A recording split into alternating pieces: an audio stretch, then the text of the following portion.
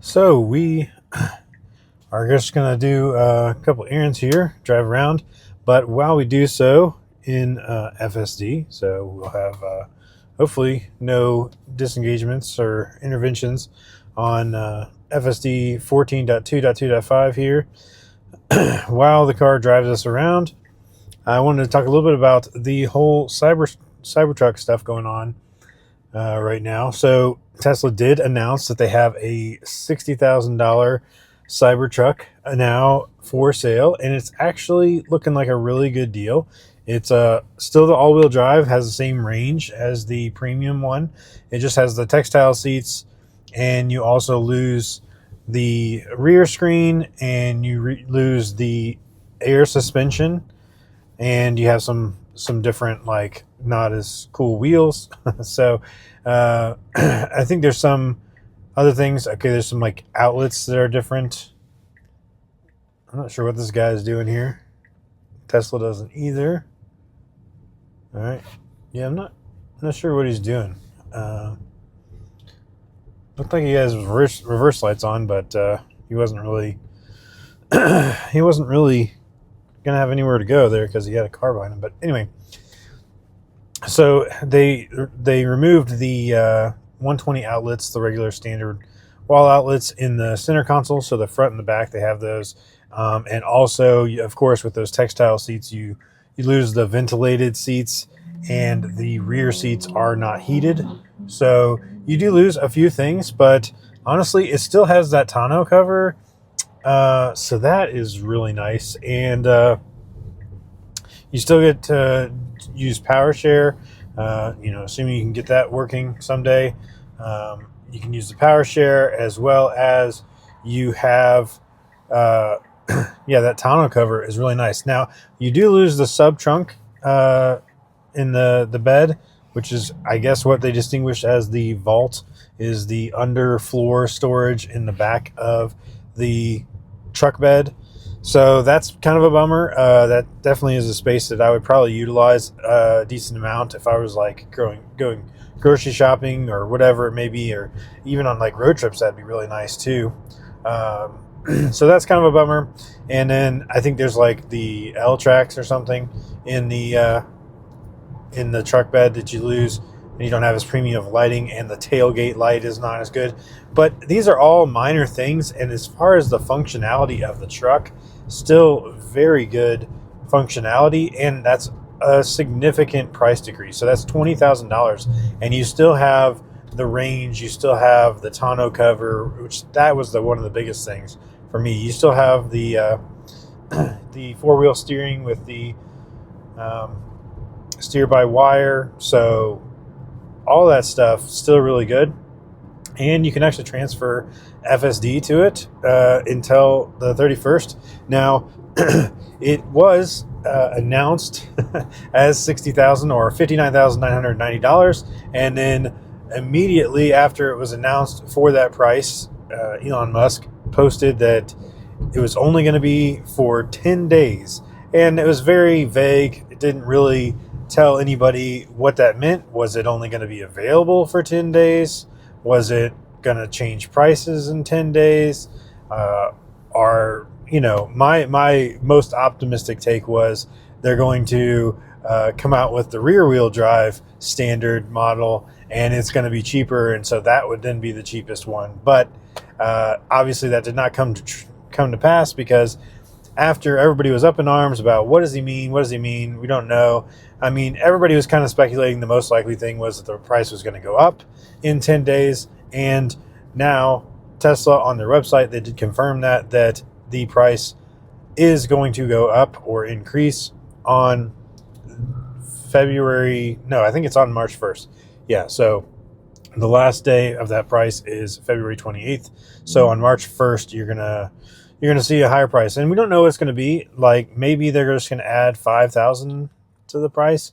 I mean, that still seems like it'd be a reasonable deal for that vehicle. I think it would still sell well at that price. And at this point, they actually have gotten enough orders that it is now not delivering until September or October at the earliest now, if you order now. So it does seem like they have pretty good demand for it at that $59,990 price. So they probably will still have pretty good demand at, $5,000 more or something like that if that's what they decide to do. Also, I think it gives them an opportunity to potentially, decrease the higher price, the premium ones, by a little bit. By, then people might, oh well, it's only, $10,000 more to get the premium one. Then I think that they might be able to do more margins and get people to shift from one to the other and that sort of thing. But anyway, definitely a good deal. I wish that I was in a position to purchase a Cybertruck, because I still have 3 pre-orders of the Cybertruck. So I really just need to cancel them, because obviously they mean nothing at this point. Don't need a pre-order to get the Cybertruck at this point. But I still have 3 pre-orders. I had 5 originally. The idea was that potentially FSD was going to be available, but I mean that was in 2019, I believe that they. I think that's right, 2019, that they announced the Cybertruck and took those pre-orders. And man, back in 2019, we really thought that FSD, by the time the Cybertruck came out 2 years later, which it wasn't 2 years later, but if it had come out 2 years later, we were thinking that it was going to have FSD. You lock in that FSD price. I think it was $7,000 at the time. And man, lots changed since then. So FSD is still not unsupervised, although doing really good supervised. I mean, we're getting lots of drives in. I really enjoy using it. I'm going to have to take my sunglasses off here. It's starting to get a little bit darker. So thought we were going to have FSD. Thought I could, put, 4 Cybertrucks on the Tesla network and have them running around making money for us. But yeah, that has definitely not happened, and I still am very skeptical even to this day. Now, this is what we're talking 6 years and some change later. I'm still skeptical of when we're going to be able to, or even if we're going to be able to put our own cars on the Tesla network, because I think that it's going to be a rare situation where, if the Cybercab is in full-on production, they're going to have so many of those, and they're going to be able to put them out everywhere. They're going to flood the markets that have them as they go into each market. I don't think there's going to be much demand for putting your own vehicles on the network. And honestly, at this point in time, I'm not really that interested in putting my own car on the network. It was really going to be if it was an extra vehicle, because I still kind of want my own car to be my own car. I don't really want other people using it.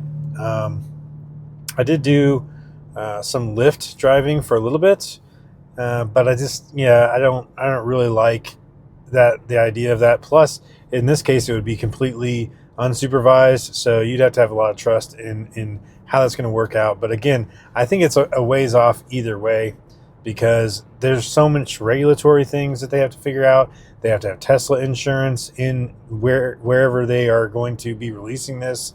And right now, they are only doing unsupervised robotaxi rides in a very small area in Austin, Texas. And it's still great. It's phenomenal, but the rollout is slow. They're being very cautious, and we haven't really seen a lot of FSD updates lately that are of any significance. Just a bunch of little tiny point releases here on 14.2. So we'll have to see how that goes. But anyway, if you are interested in ordering a Cybertruck and you like the idea of that $60,000 Cybertruck, definitely think it'd be a good time to pull the trigger on that. And you're welcome to use my referral code in the description to do so, because you also get, I think, $1,000 off on the Cybertruck if you use the referral code. So if you don't use mine, use somebody's for sure. But if you change your mind, honestly, you're only going to be out the $250 order fee. So, and you've got You got until September, October to decide whether you're actually going to go through the purchase or not. So $250 to kind of lock in that lower $60,000 price when it's almost surely going to be higher soon. Doesn't seem like a bad deal to me at all. So anyway, just wanted to talk a little bit about that since I hadn't really mentioned anything about the Cybertruck in a while. It is a fantastic vehicle. I really wish I had the opportunity to own one myself, but unfortunately, doesn't look like I'm going to be able to do so in the distant future even. So, I mean, maybe someday I can dream. But if it's at the point where I can buy a Cybertruck, I'm probably going to want to get the premium model, and I'll be in some better financial situation where I could just get the all-wheel drive premium, and that would be great. So anyway, that's it for this one. Thanks so much for watching, and we'll catch you on the next one.